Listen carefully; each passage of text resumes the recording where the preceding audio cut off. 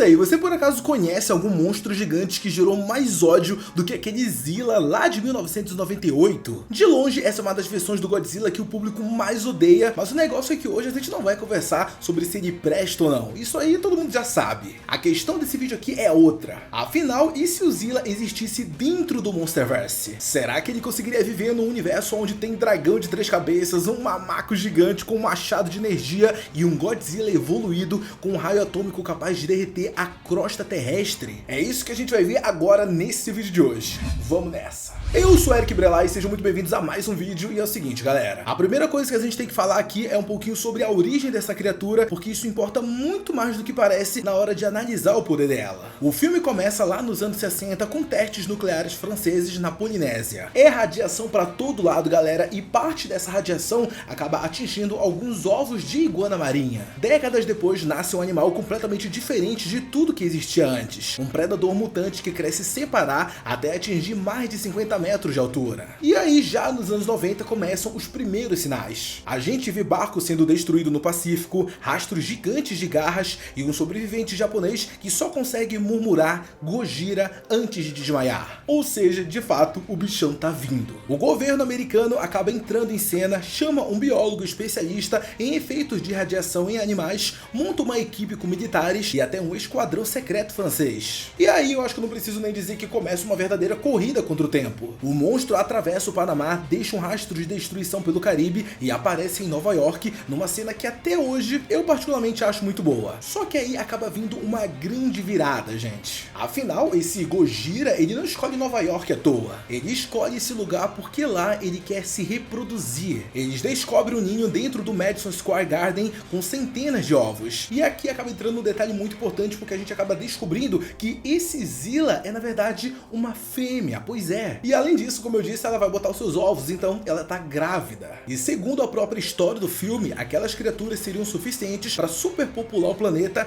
e extinguir várias formas de vida. Ou seja, a gente teria um verdadeiro apocalipse acontecendo por causa do Godzilla e dos seus filhotes. Só que aí os americanos acabam entrando em cena e fazem o que eles sabem fazer de melhor. Eles jogam bomba em tudo e acabam matando todos os ovos de Godzilla. E isso até acaba ajudando, mas acaba também deixando a mãe completamente furiosa. O monstrão persegue os protagonistas sob a ponte do Brooklyn e ali acontece o confronto final. Os F-16 finalmente acertam, ela fica presa pelos cabos da ponte e leva uma sequência de míssil insana e finalmente cai. E tudo bem que mesmo sendo um CGI lá de 98, eu conheço muita gente que olha pra essa cena, acha ela muito maneira, de fato ela é, mas também tem uma galera que se emociona, que já é meio bizarro, mas tá bom, dá pra entender. Tá, mas agora você deve estar se perguntando por que diabos eu acabei fazendo esse recap bem rapidinho sobre o filme. Bom, acontece que cada detalhe dessa história revela algo sobre as capacidades dessa criatura e é exatamente isso que a gente vai analisar agora. Tanto é que um ponto interessante para a gente começar é pelo tamanho. No Monsterverse já sabemos que tamanho não é tudo, mas ainda assim é um fator muito importante. O Godzilla de 98, ou o Zilla, ele tem cerca de 57 metros de altura e 95 metros de comprimento.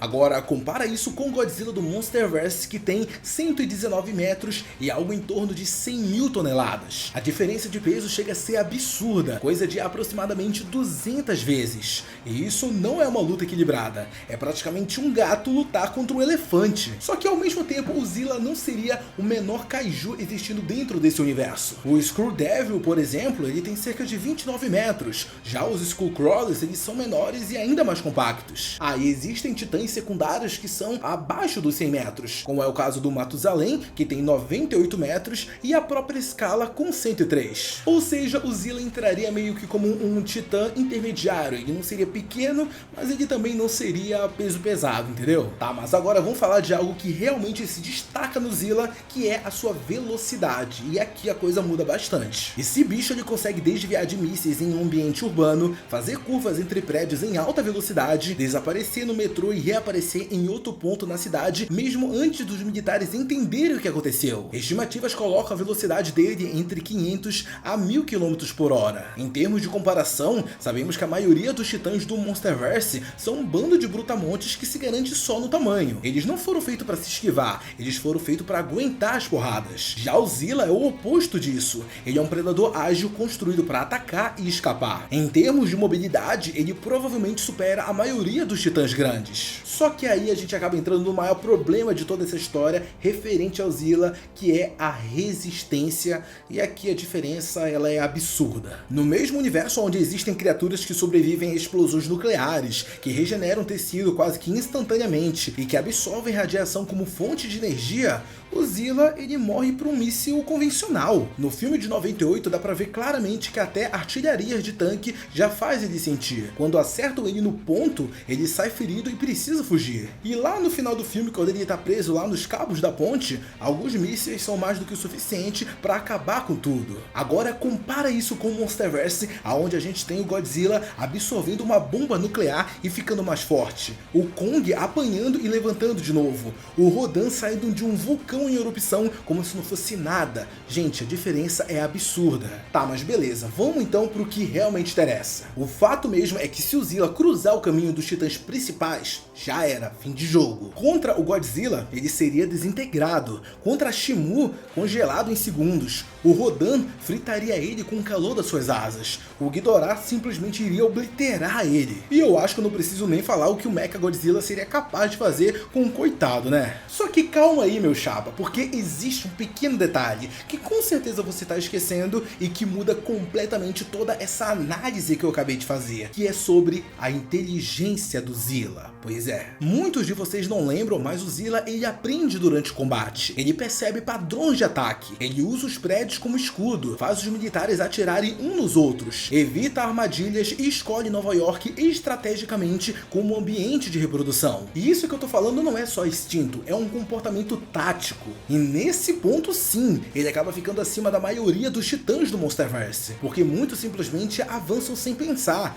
Já o Zilla não, ele embosca, ele recua, se adapta e aí tenta de novo. A única criatura que claramente supera isso é o Kong, mas contra o resto, ele é muito mais estratégico. E tem um detalhe a mais também, na série animada o filho do Zilla desenvolve um raio atômico de verdade com energia capaz de causar destruição real. Ou seja, a linhagem dele tem um potencial ofensivo, mesmo que dentro do filme ele não tenha a baforada atômica ou coisa assim do gênero. Ai, Eric, mas no filme a gente vê o sopro atômico dele. Não, gente, aquilo dali não é o sopro atômico dele. O que a gente vê naquela cena são apenas um efeito causado por causa da destruição dos carros e tudo mais. Não é sopro atômico dele, não é um poder real que existe dentro dele, entendeu? Não é. Mas enfim, depois de tudo isso que a gente conversou, a resposta final é a seguinte: o Zilla sobreviveria dentro do Monsterverse? E a resposta é sim, só que ele só conseguiria sobreviver se ele jogasse muito bem. Ele teria que evitar o confronto direto, viver escondido, atacar titãs menores e usar o ambiente ao seu favor. Contra criaturas entre 30 a 50 metros, ele poderia até dominar. Ele é muito mais rápido, mais ágil e mais estratégico. Só que a partir do momento que ele entra na faixa dos titãs acima dos 100 metros com habilidades especiais, aí ele já acaba virando presa. E sim, eu tô falando de bater de frente contra os titãs alfas, o Godzilla,